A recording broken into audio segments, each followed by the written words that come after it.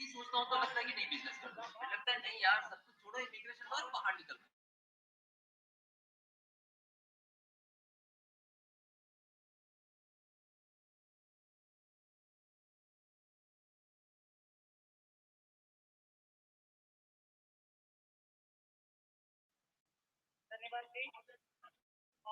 आपको बोलने का मौका दूंगा बजट के बाद, माननीय वित्त मंत्री जी। Honorable Speaker, I present the budget for the year 2021-2022.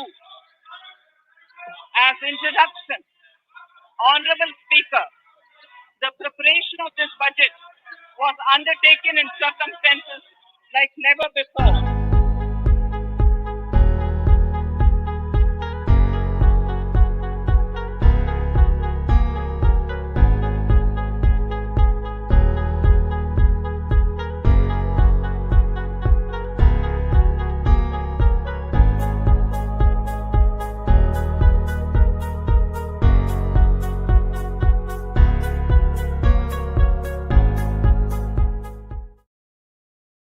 Would be pushed into an unprecedented context.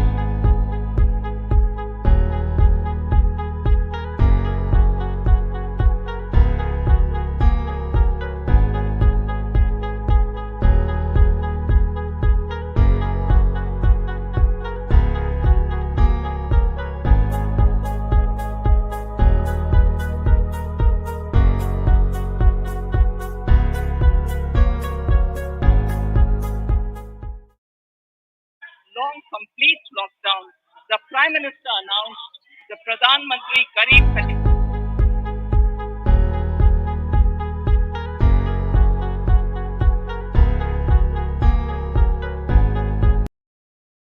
To 800 million people, free cooking gas for 80 million families for months, and cash directly to over 400 million farmers, women, elderly.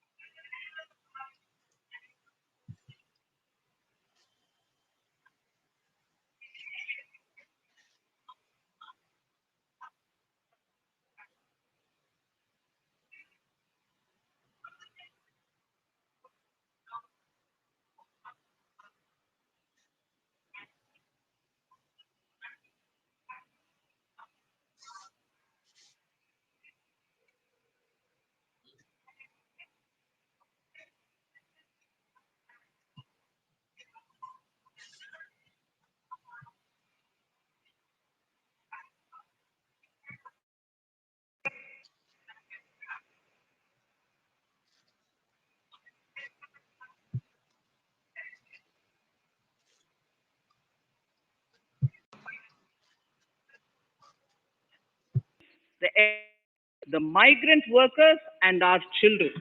The Pradhan Mantri Garib Kalyan Yojana, the three Atmanirbhar packages, and announcements made later were like 5 mini budgets in themselves. The Atmanirbhar packages accelerated our pace of structural reforms, redefinition of MSMEs, commercialization of the mining sector, agriculture and labor reforms, privatization of public sector undertakings, one nation, one ration card, production-linked incentive schemes are some of the notable reforms carried out during this period.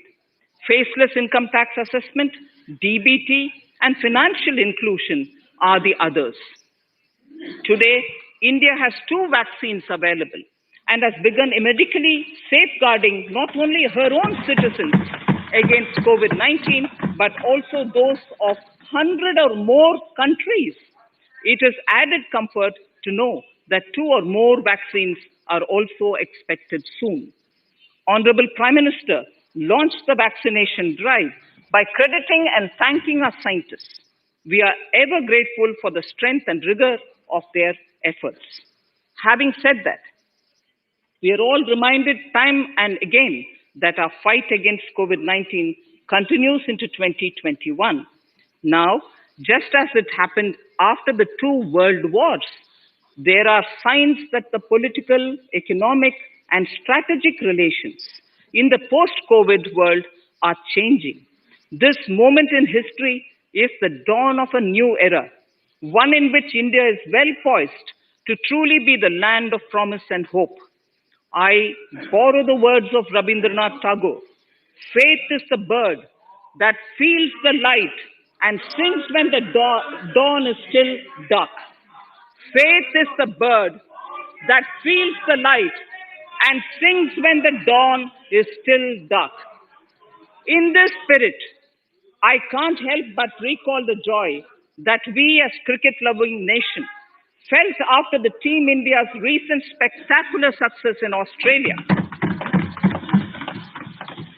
It has reminded us of all the qualities that we as a people, particularly our youth, epitomize of having abundant promise and the unsuppressed thirst to perform and to succeed. Today, data shows that India now has one of the lowest death rate of 112 per million population and one of the lowest active cases of about 130 per million. This has laid the foundation to the revival we are seeing now in the economy. This budget will be the first of this new decade. This budget will also be a digital budget, and that has happened with all your support. So far, only 3 times has a budget followed a contraction in the economy. All such contractions earlier were as a result of situations typical to India. This time, the contraction in our economy is due to a global pandemic, just like in several other countries. Having said that, I want to confidently state that our government is fully prepared to support and facilitate the economy's reset. This budget provides every opportunity for our economy to raise and capture the pace that it needs for a sustainable growth. 2021 is the year of many important milestones for our history. I mention a few of these. It is the 75th year of independence, 60 years of Goa's accession to India, 50 years of the 1971 India-Pakistan War. It will be the year of the 8th census of independent India. It will also be India's turn at the BRICS presidency, the year for our Chandrayaan-3 mission, and the Haridwar Mahakumbh.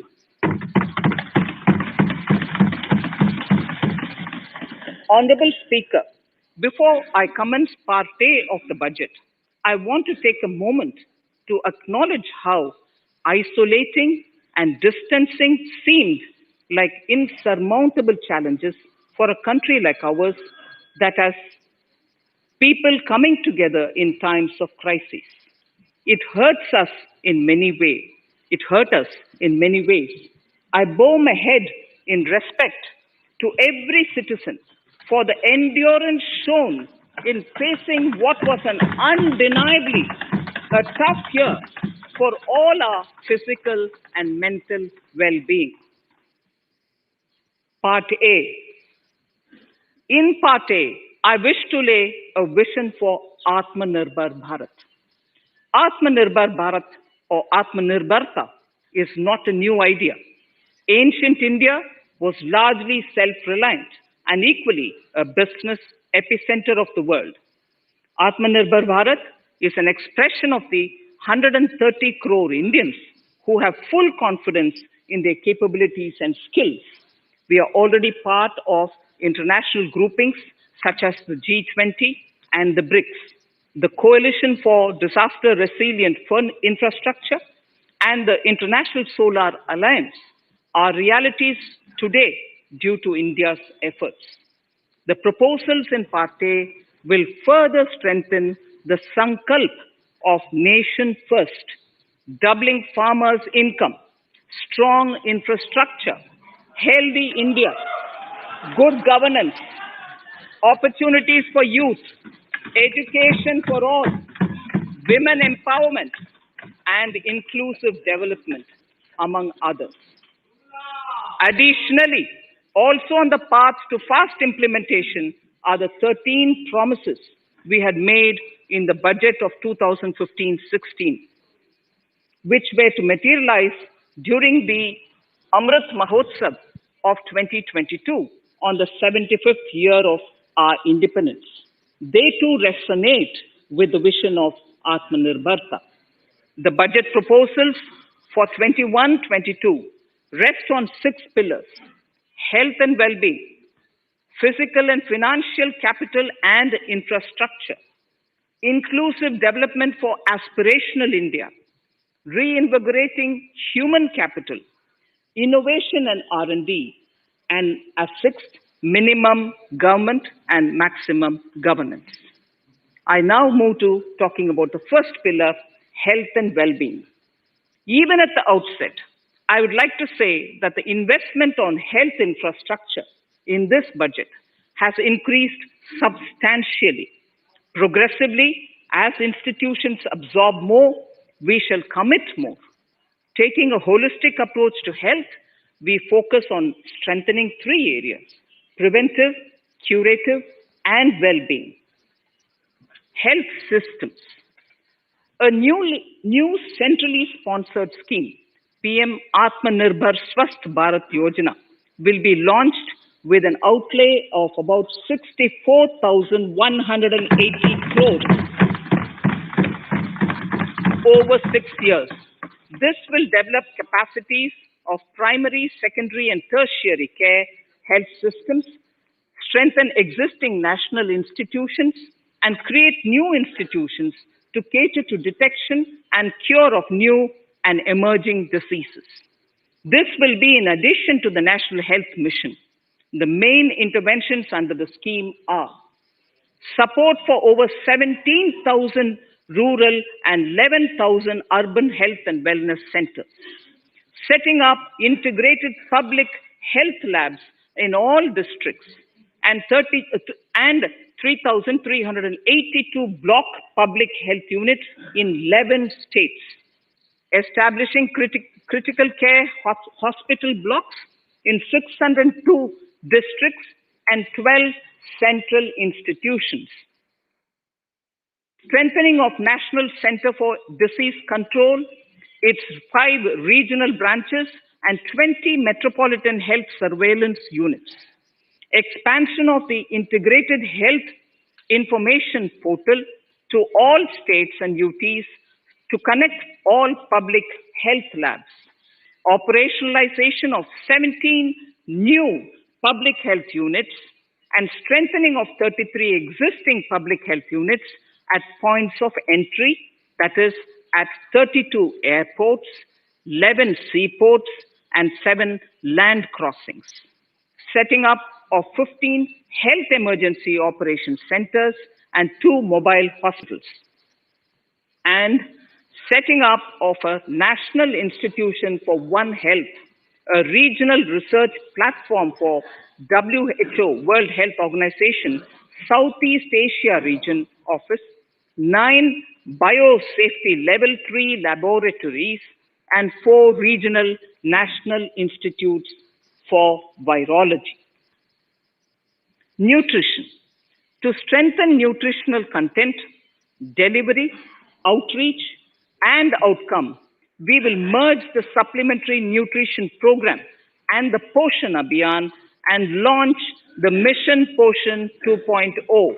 We shall adopt an intensified strategy to improve nutritional outcomes across 112 aspirational districts. Universal coverage of water supply. The World Health Organization has repeatedly stressed the importance of clean water, sanitation, and clean environment as a prerequisite to achieving universal health. The Jal Jeevan Mission Urban will be launched. It aims at universal water supply in all 4,378 urban local bodies with 2.86 crores household tap connections, as well as liquid waste management in 500 Amrit cities. It will be implemented over 5 years with an outlay of 2,87,000 crores.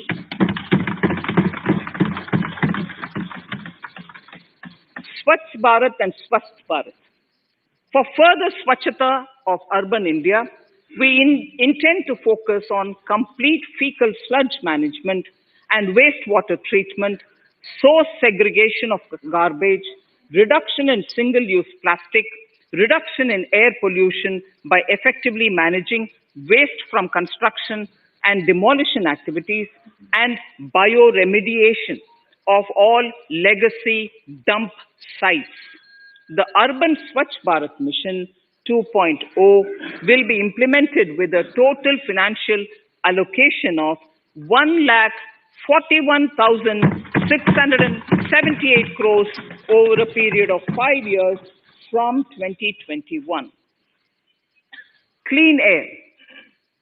To tackle the burgeoning problem of air pollution, I propose to provide an amount of 2,217 crores of rupees for 42 urban centers with a million plus population in this budget.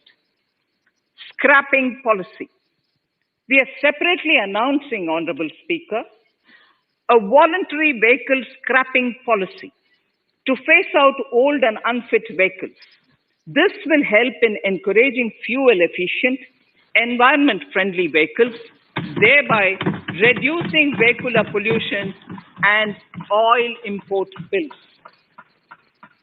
Vehicles would undergo fitness tests in automated fitness centers after 20 years in case of personal vehicles and after 15 years in case of commercial vehicles.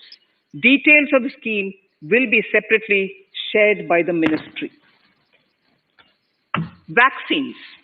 The pneumococcal vaccine, a made-in-India product, is presently limited to only 5 states. It will be rolled out across the country. This will avert more than 50,000 child deaths annually.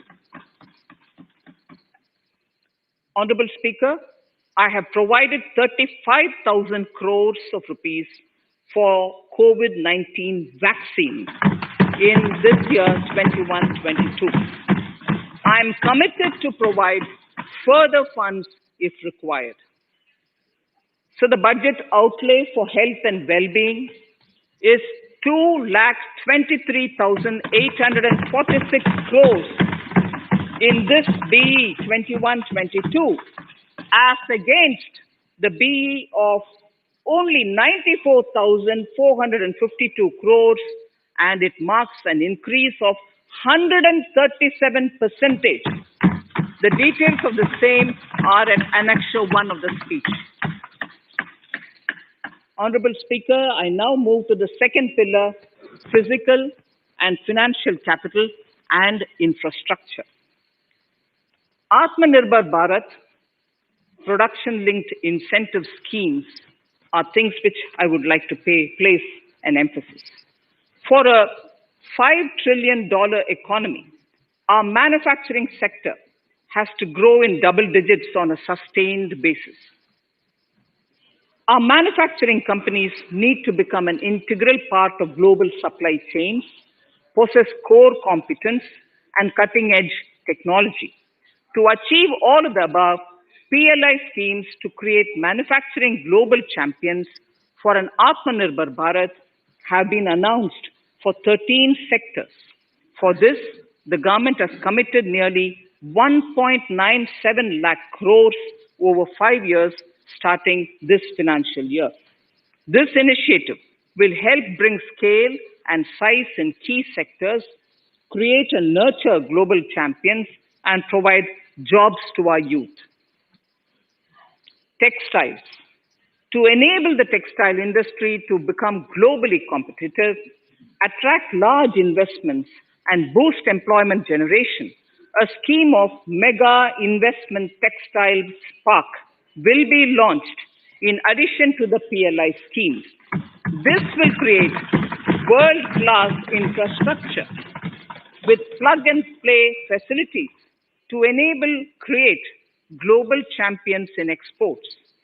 7 textile parks will be established over 3 years. Infrastructure. The National Infrastructure Pipeline, which I announced in December 2019, is the first of its kind. Whole of government exercise ever undertaken by Government of India. The NIP was launched with 6,835 projects. The project pipeline has now expanded to 7,400 projects.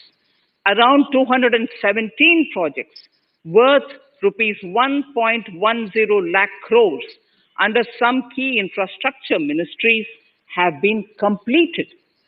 The NIP is a specific target which this government is committed to achieving over the coming years. It will require major increase in funding from both the government and the financial sector. In this budget, I propose to take concrete steps to do this in 3 ways. Firstly, by creating the institutional structures. Secondly, by a big thrust on monetizing assets. And thirdly, by enhancing the share of capital expenditure in central and state budgets. Infrastructure needs long-term debt financing.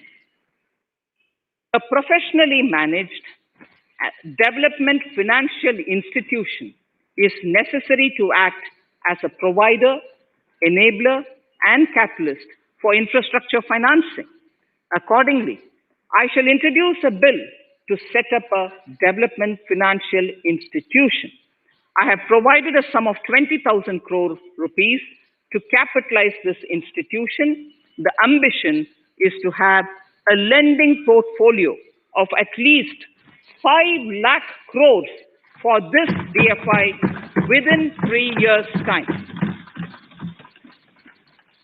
Debt financing of InvITs and REITs by foreign portfolio investors will be enabled by making suitable amendments in the relevant legislation. This will further ease access of finance to InvITs and REITs, thus augmenting funds for infrastructure and real estate sectors. Asset monetization. Monetizing operating public infrastructure. Monetizing operating public infrastructure assets is a very important financing option for new infrastructure construction.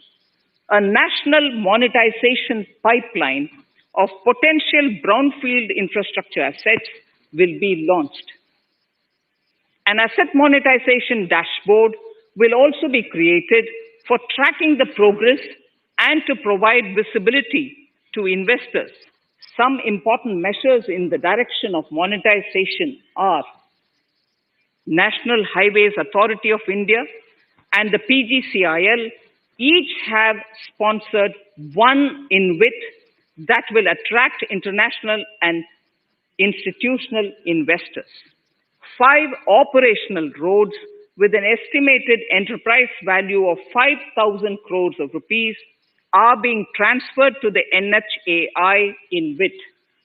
Similarly, transmission assets of value 7,000 crores will be transferred to the PGCIL InvIT.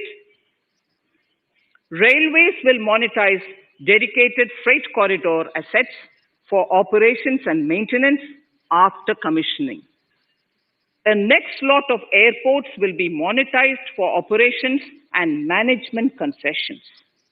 Other core infrastructure assets that will be rolled out under the asset monetization programs are NHAI operational toll roads, 2 transmission assets of PGCL, 3 oil and gas pipelines of GAIL, Gas Authority of India Limited, IOCL and HPCL, Airports Authority of India airports in tier 2 and 3 cities, other railway infrastructure assets, warehousing assets of CPSE, such as the Central Warehousing Corporation and NAFED, among others, and sports stadiums.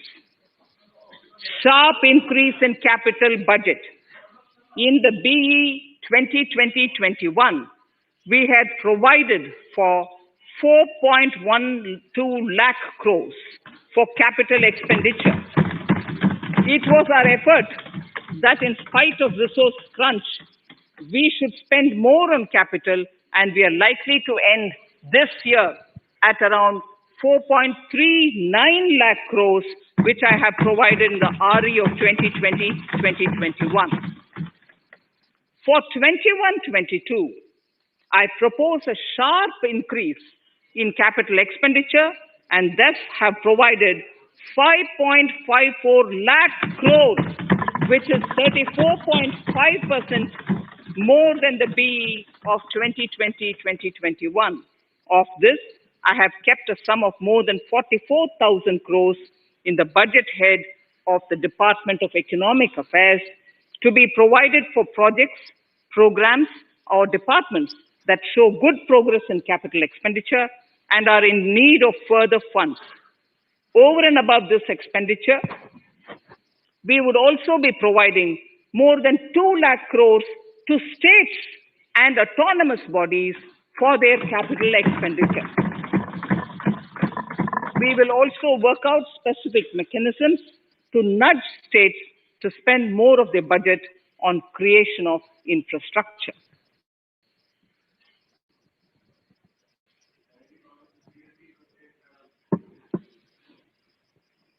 Roads and highways infrastructure. More than 13,000 kilometer length of roads at a cost of 3.3 lakh crores has already been awarded under the 5.35 lakh crores Bharatmala Pariyojana project, of which 3,800 kilometers have been constructed. By March 2022, we would be awarding another 8,500 kilometers and complete an additional 11,000 kilometers of national highway corridors.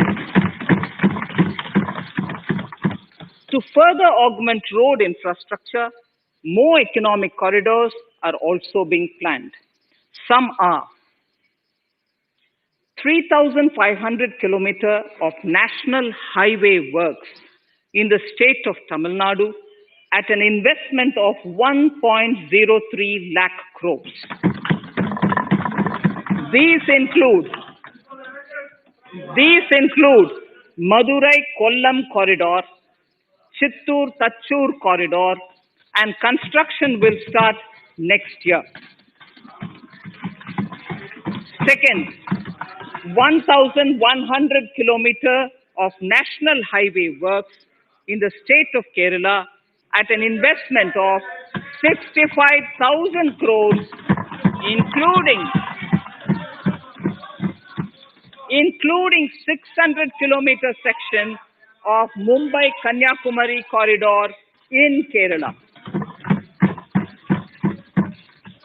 Third, 675 kilometers of highway works in the state of West Bengal at a cost of 25,000 crores, including upgradation of existing road Kolkata-Siliguri.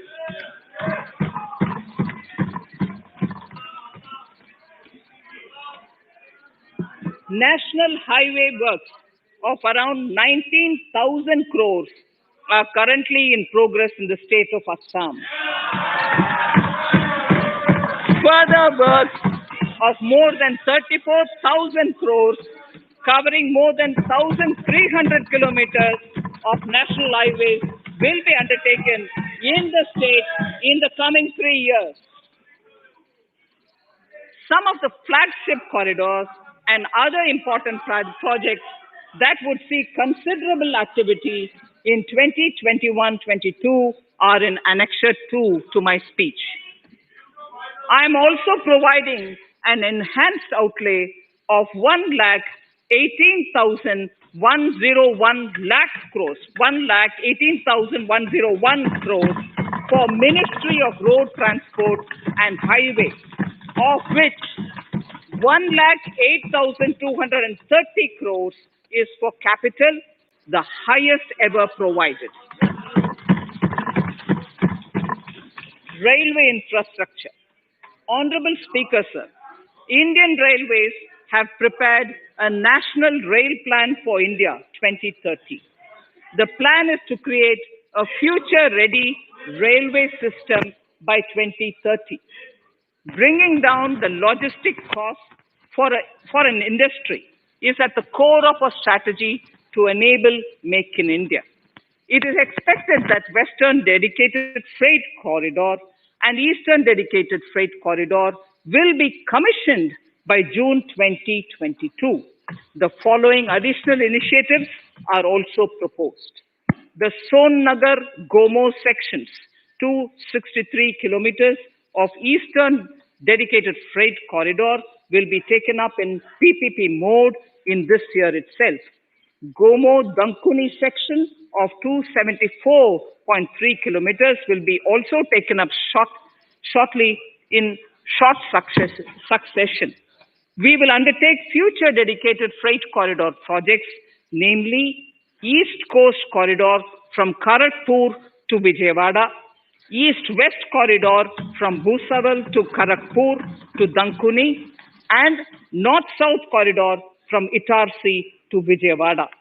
Detailed project reports will be undertaken in the first phase. Broad gauge route kilometers, RKM as they refer to, electrified is expected to reach 46,000 kilometers, 46,000 RKM.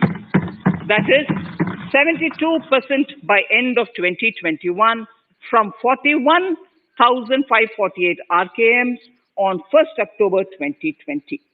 100% electrification of broad gauge routes will be completed by December 2023. For passenger convenience and safety, the following measures are being proposed.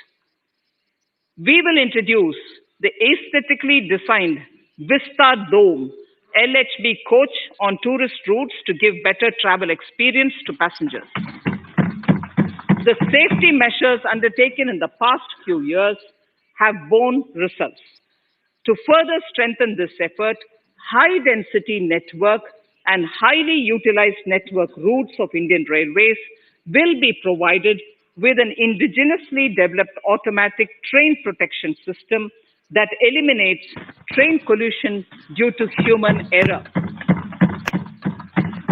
I am providing a record sum of 1,10,055 crores for railways, of which 1,07,100 crores is for capital expenditure only.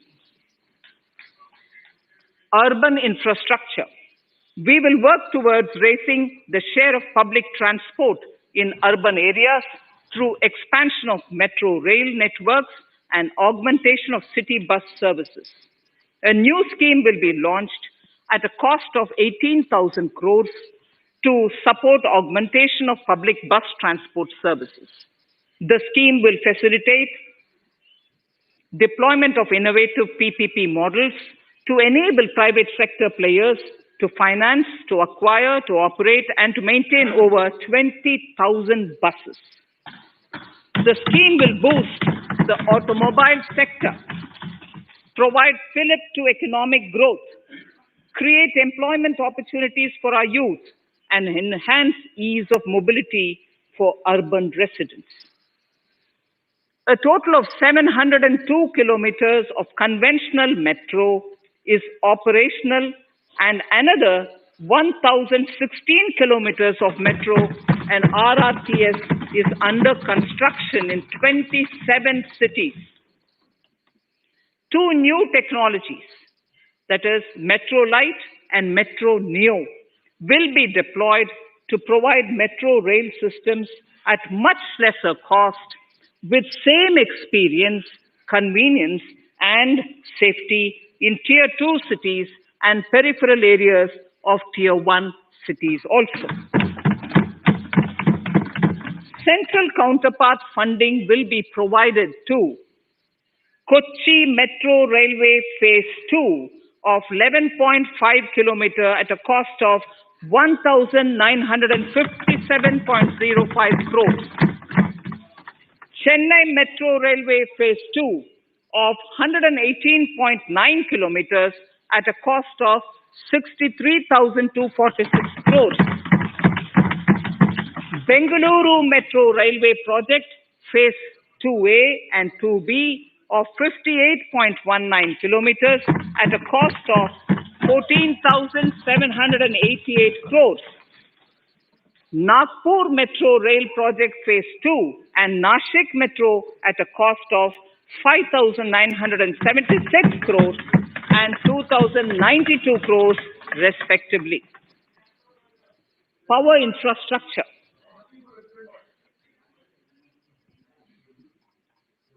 The past 6 years have seen a number of reforms and achievements in power sector. We have added 139 gigawatts of installed capacity, connected an additional 2.8 crore households, and added 1.41 lakh circuit kilometers of transmission lines. The distribution companies across the country are monopolies, either government or private.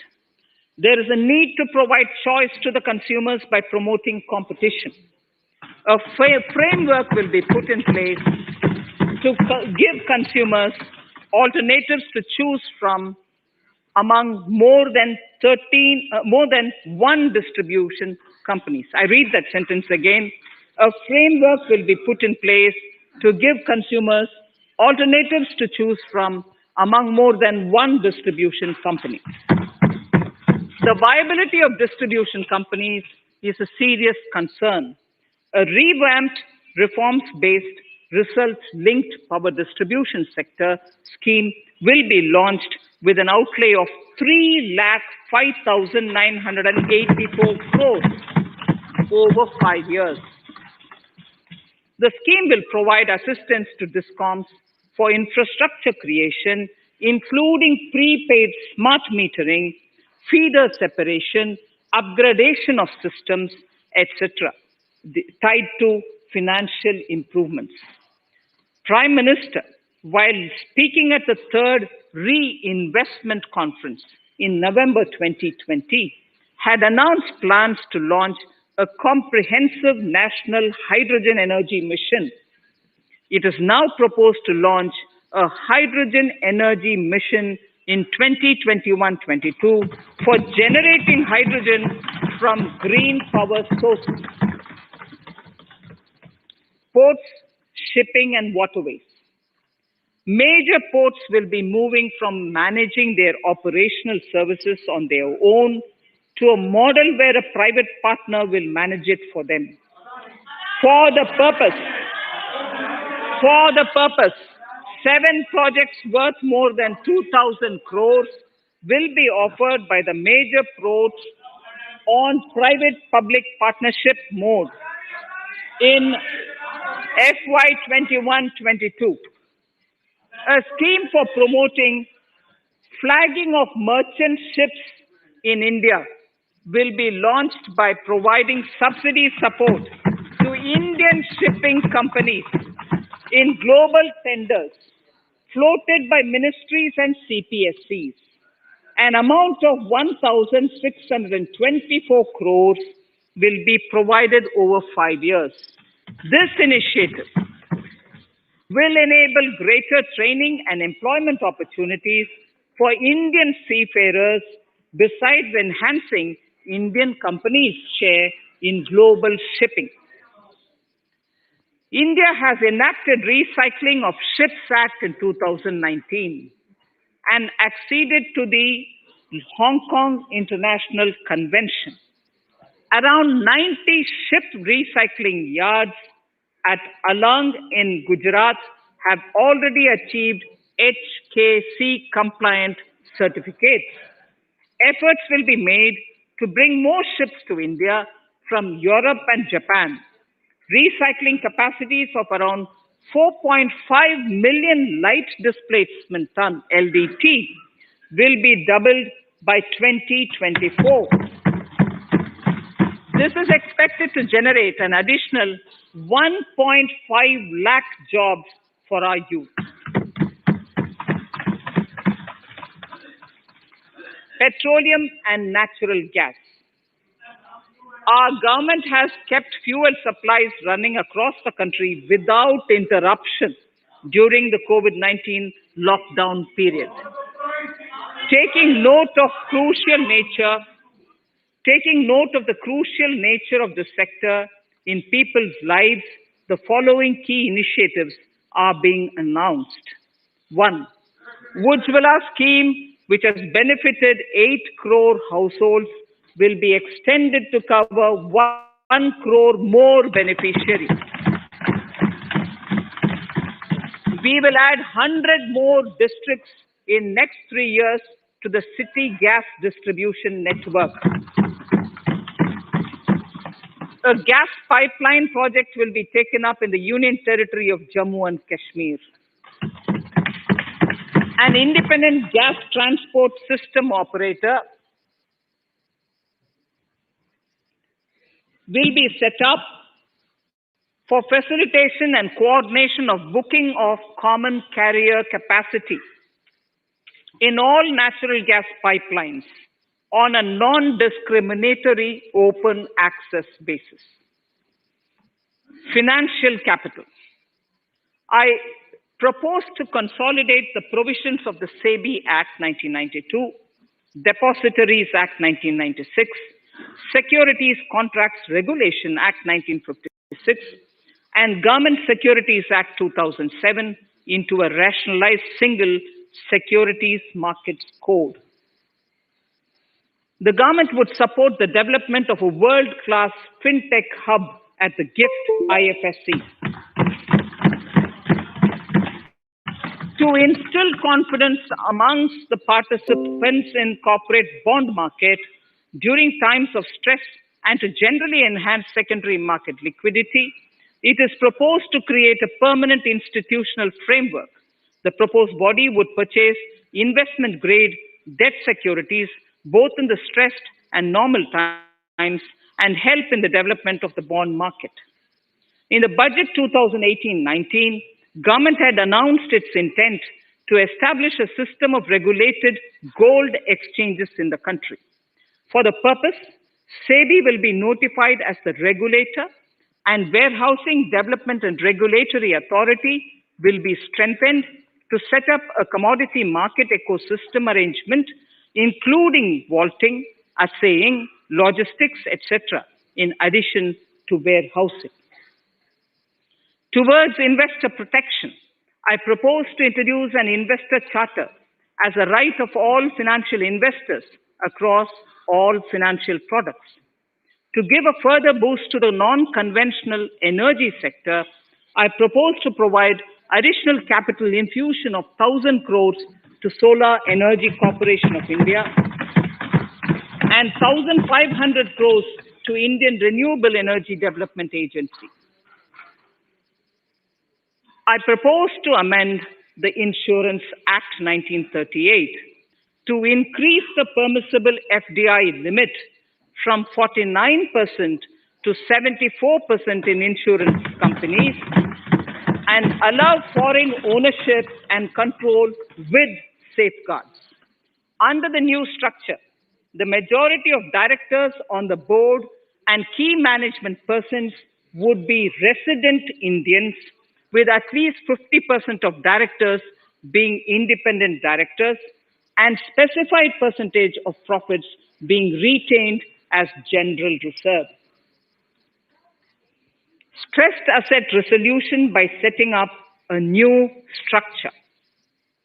The high level of provisioning by public sector banks of their stressed assets calls for a measure to clean up the bank books.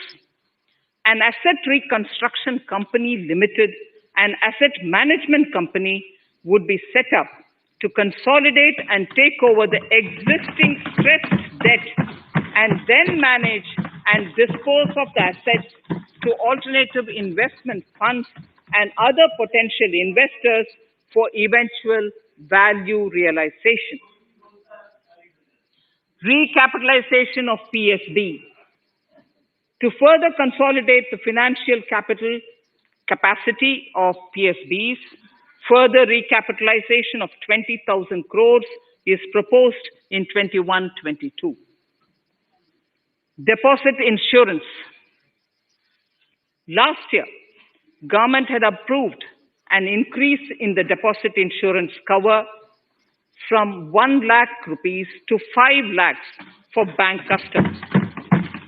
I shall be moving amendments to DICGC Act 1961 in this session itself to streamline the provision so that if a bank is temporarily unable to fulfill its obligations, the depositors of such bank can get easy and time-bound access to their deposits to the extent of the deposit insurance cover.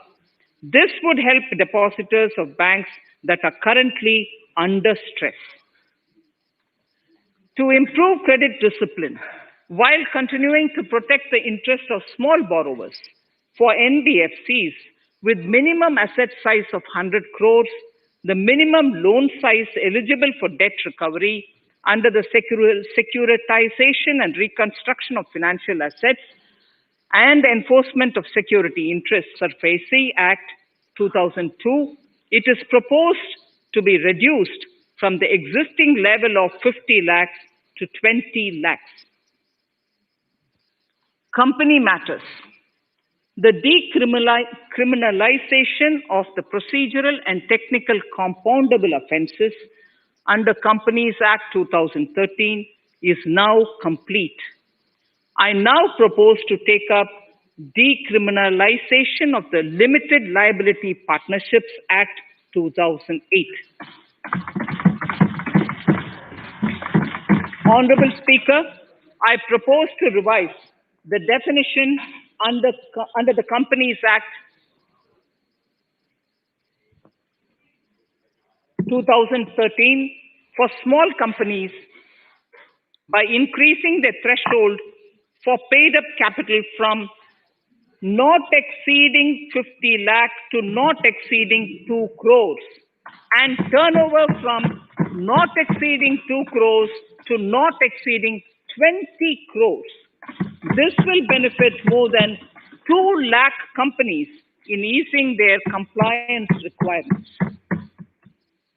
As a further measure which directly benefits startups and innovators, I propose to incentivize the incorporation of one-person companies by allowing one-person companies to grow without any restriction on paid-up capital and turnover, allowing their conversion into any other type of company at any time, reducing the residency limit for an Indian citizen to set up an one-person company from 182 days to 120 days, and allow also non-resident Indians to incorporate OPCs in India.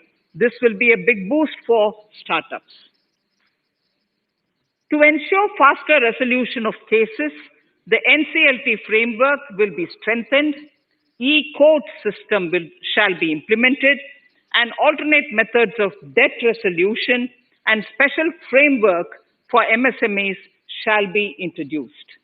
During the coming fiscal, we will be launching data analytics, artificial intelligence, machine learning driven MCA 2.1 version to MCA 21 version 3.0. MCA 21 version 3.0. This version 3.0 will have additional modules for e-scrutiny, e-adjudication, e-consultation, and compliance management. Disinvestment and strategic sale. In spite of COVID-19, we have kept working towards strategic disinvestment. A number of transactions, namely BPCL, Air India, Shipping Corporation of India, Container Corporation of India, IDBI Bank, Bharat Earth Movers Limited, Pawan Hans, Neelachal Ispat Nigam Limited, among others, would be completed in 21-22. Other than IDBI Bank, we propose to take up the 2 public sector banks and 1 general insurance company in the year 21-22. This would require legislative amendments, and I propose to introduce the amendments in this session itself. In 21-22, we would also bring the IPO of LIC, for which I am bringing the requisite amendments in this session itself. In the Atmanirbhar package, I had announced that we will come out with a policy of strategic disinvestment of public sector enterprises. I'm happy to inform the House that the government has the government has approved the said policy. The policy provides a clear roadmap for disinvestment in all non-strategic and strategic sectors. We have kept 4 areas that are strategic, where bare minimum CPSEs will be maintained and rest privatized. In the remaining sectors of all CPSEs will be privatized. The main highlights of the policy are mentioned in Annexure 3. To fast forward the disinvestment policy, I'm asking NITI to work out on the next list of center public sector companies that would be taken up for strategic disinvestment. To similarly incentivize states to take to disinvestment of their public sector companies, we will work out an incentive package of central funds to states. Idle assets will not contribute to Atmanirbhar Bharat. The non-core assets largely consist of surplus land with government ministries and departments and public sector enterprises. Monetizing of land can either be by way of direct sale or concession or by similar means. This requires special abilities, and for this purpose, I propose to use a special purpose vehicle in the form of a company that would carry out this activity. In order to ensure timely completion of closure of sick or loss-making CPSEs, we will introduce a revised mechanism that will ensure timely closure of such units. I have estimated 1,75,000 crores as receipts from disinvestment in BE 21-22.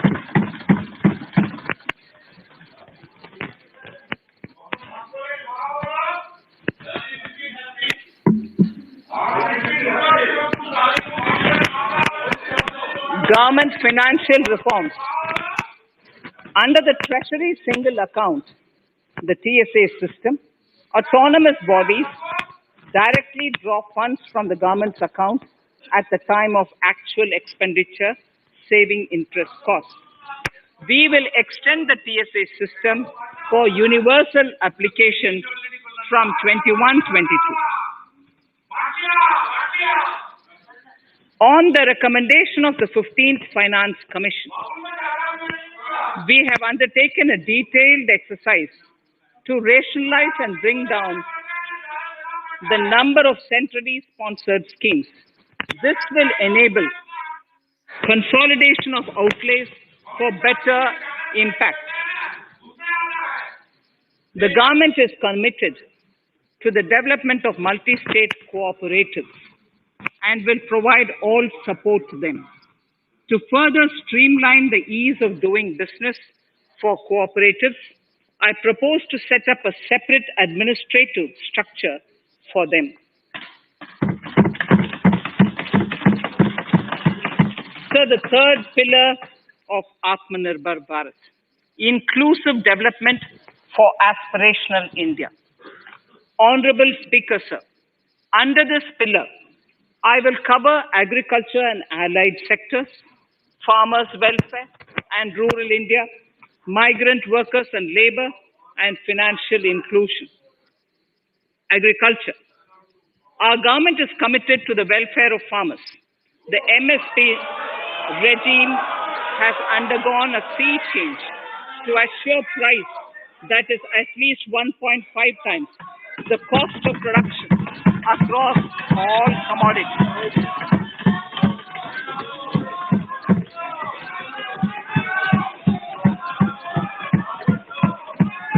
The procurement has also continued to increase at a steady pace. This has resulted in increase in payment to farmers substantially. In case of wheat, a total amount paid to farmers in 2013-14. Honorable Speaker, sir, the data that I give now is important for all honorable members to kindly hear. In case of wheat, the total amount paid to farmers in 2013-14 was 33,874 crores. In 2019-20, it was 62,802 crores. And even better, Honorable Speaker, in 2020-2021, this amount paid to farmers was 75,060 crores.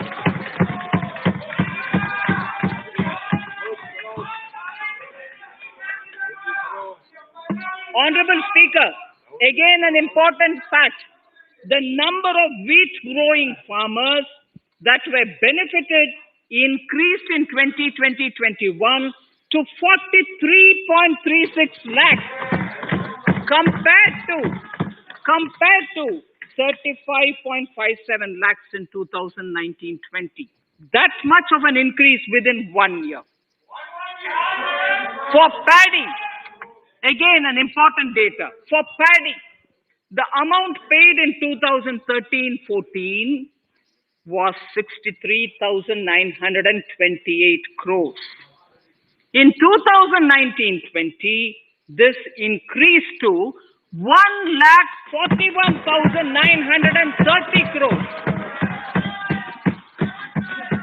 Even better, in 2020-2021, in 2020-21, this is further estimated, and I'm saying this is further estimated because the procurement is ongoing, and therefore I can't give you the final figure.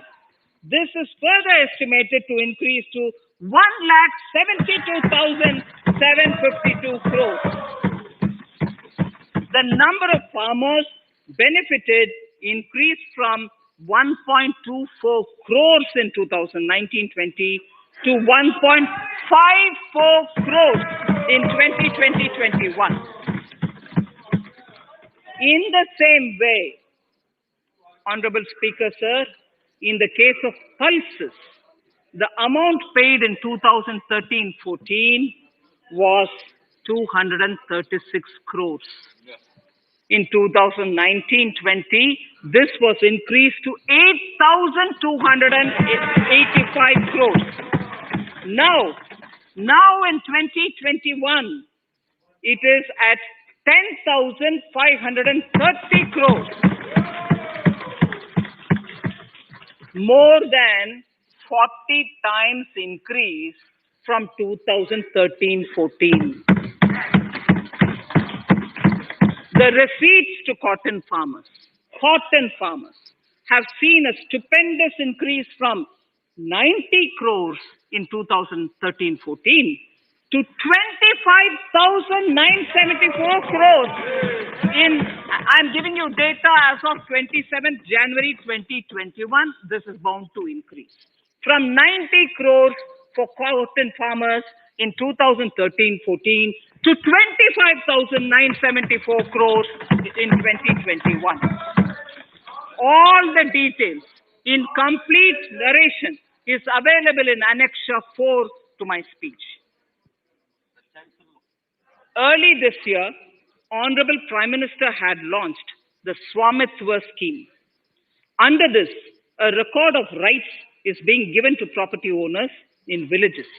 Up till now, about 1.80 lakh property owners in 1,241 villages have been provided cards. I propose during 21-22 to extend this to cover all states and union territories.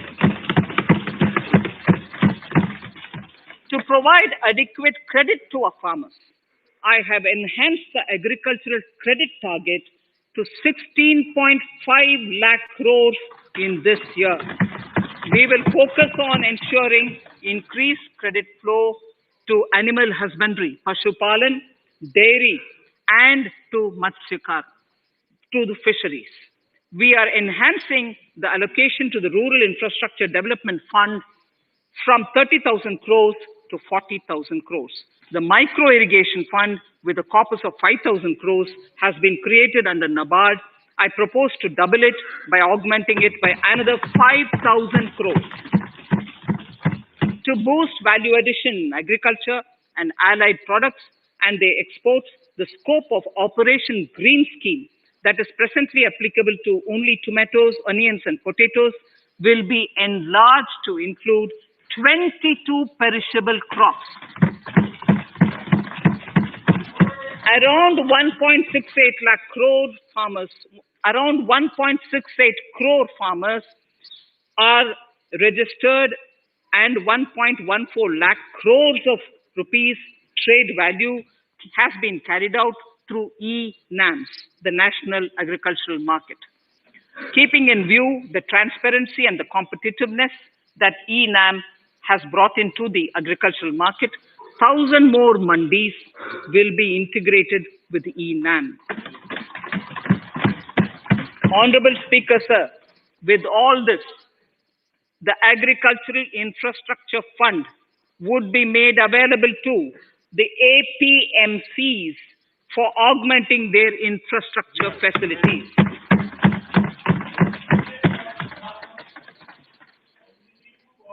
Fisheries.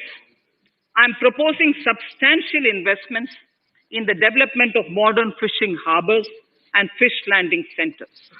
To start with, 5 major fishing harbors, Kochi, Chennai, Visakhapatnam, Paradip, and Petua Ghat, will be developed as hubs for economic activity. We will also develop inland fishing harbors and fish landing centers along the banks of rivers and waterways.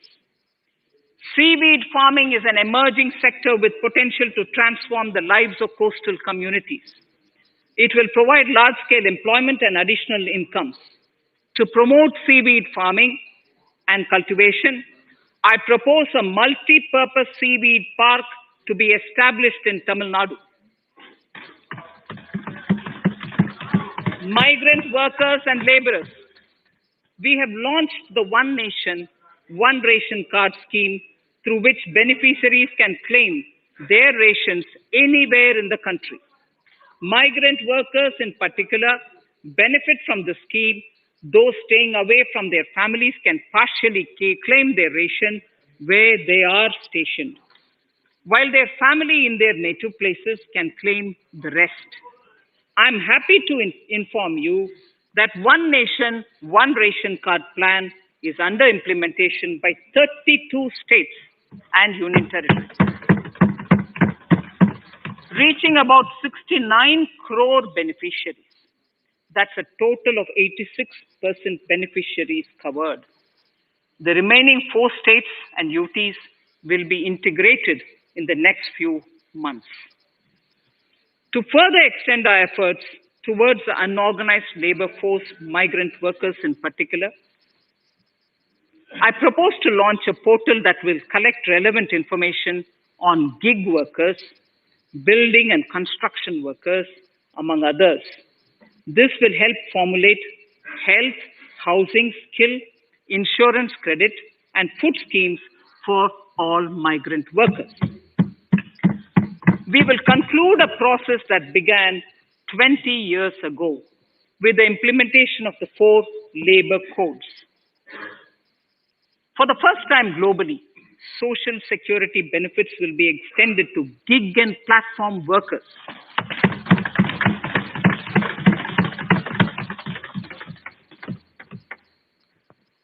Minimum wages will apply to all categories of workers, and they will all be covered by the Employees State Insurance Corporation.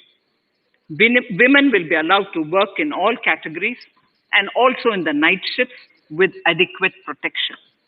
At the same time, compliance burden on employers will be reduced with a single registration and licensing and online returns.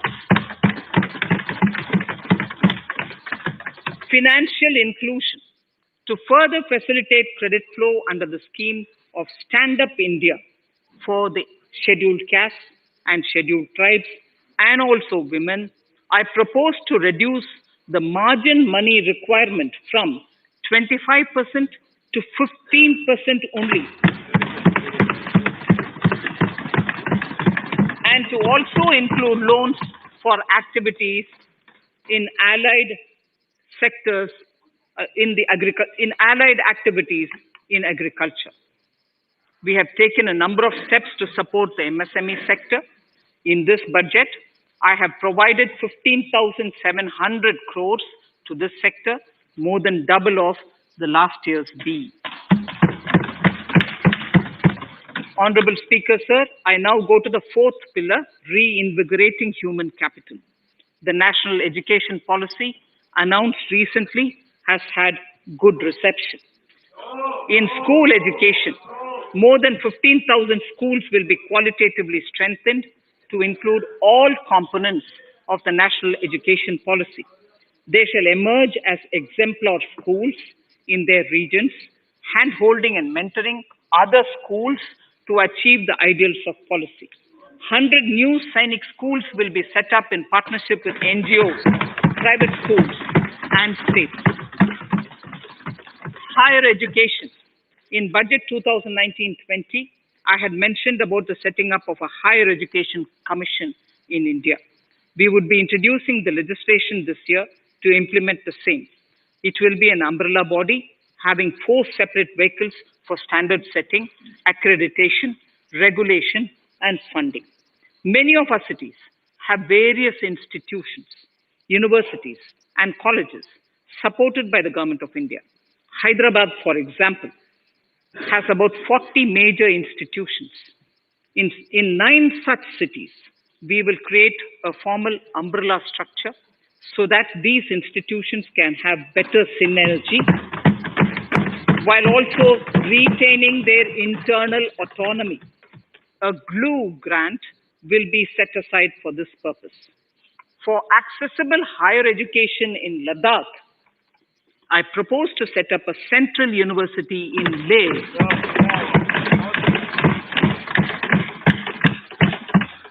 The other important projects to be taken up as a part of the NEP are listed in Annexure 5. Scheduled caste and scheduled tribes welfare. We have set ourselves a target of establishing 750 Eklavya model residential schools in our tribal areas. I propose to increase the unit cost of each such school from 20 crores, which is what it is now, to 38 crores, and for hilly and difficult areas to 48 crores. This would help creating robust infrastructure facilities for our tribal students. We have revamped the post-metric scholarship scheme for the welfare of scheduled caste students. I have also enhanced the central assistance in this regard. We are allotting 35,219 crores for 6 years till 25-26 to benefit 4 crore scheduled caste students. Skilling. In 2016, we had launched the National Apprenticeship Promotion Scheme. The government proposes to amend the Apprenticeship Act with a view to further enhancing apprenticeship opportunities for our youth. We will realign the existing scheme of National Apprenticeship Training Scheme for providing post-education apprenticeship training of graduates and diploma holders in engineering. Over 3,000 crores will be provided for this purpose. An initiative is underway, Honorable Speaker, in partnership with the United Arab Emirates to benchmark skill qualifications, assessment, and certification, accompanied by the deployment of certified workforce. We also have a collaborative training intertraining program between India and Japan to facilitate transfer of Japanese industrial and vocational skills, techniques, and knowledge. We will take forward this initiative with many more countries also.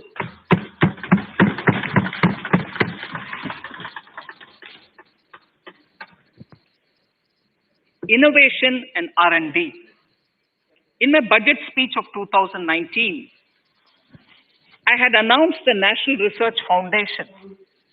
We have now worked out the modalities, and the NRF outlay will be of 50,000 crores over 5 years. It will ensure that the overall research ecosystem in the country is strengthened with focus on identified national priority thrust areas. There has been a manifold increase in digital payments in the recent past. To give a further boost to digital transactions, I earmarked 1,500 crores for a proposed scheme that will provide financial incentive to promote digital mode of payment. We will undertake a new initiative, National Language Translation Mission. This will enable the wealth of governance and policy-related knowledge on the internet being made available in major Indian languages.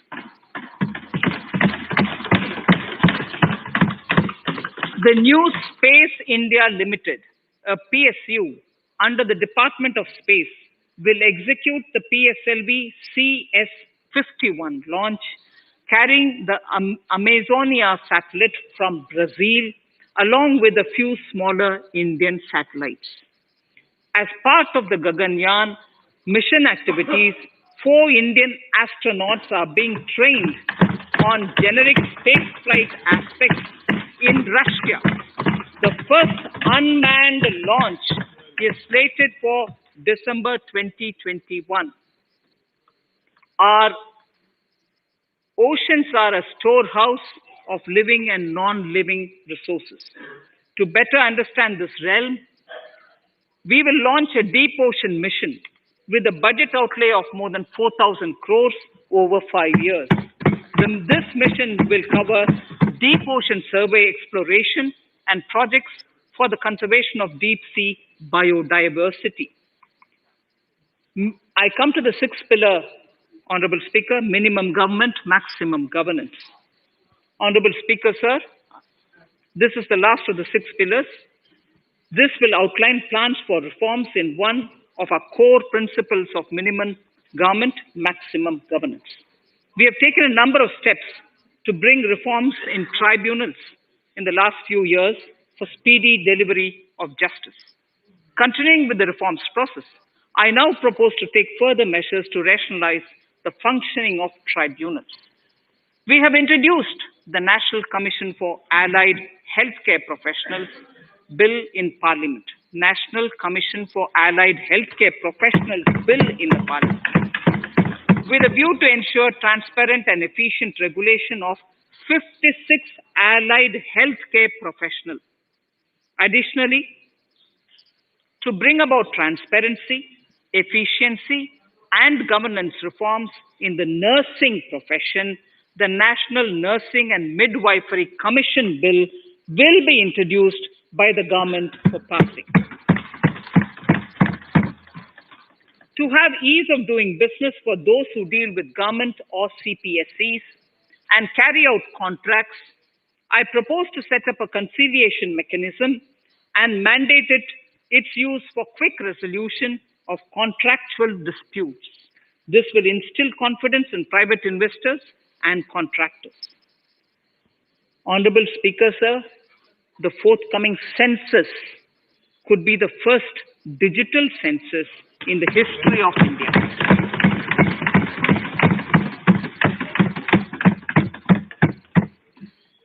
For this monumental milestone marking task, I have allocated 3,768 crores in this year, 21-22. Honorable Speaker, Goa is celebrating the Diamond Jubilee year of the state's liberation from Portuguese rule. From the Government of India's side, I propose to grant 300 crores to the Government of Goa for the celebration. I propose to provide 1,000 crores for the welfare of tea workers, especially women and children in Assam and West Bengal. A special scheme will be devised for the same.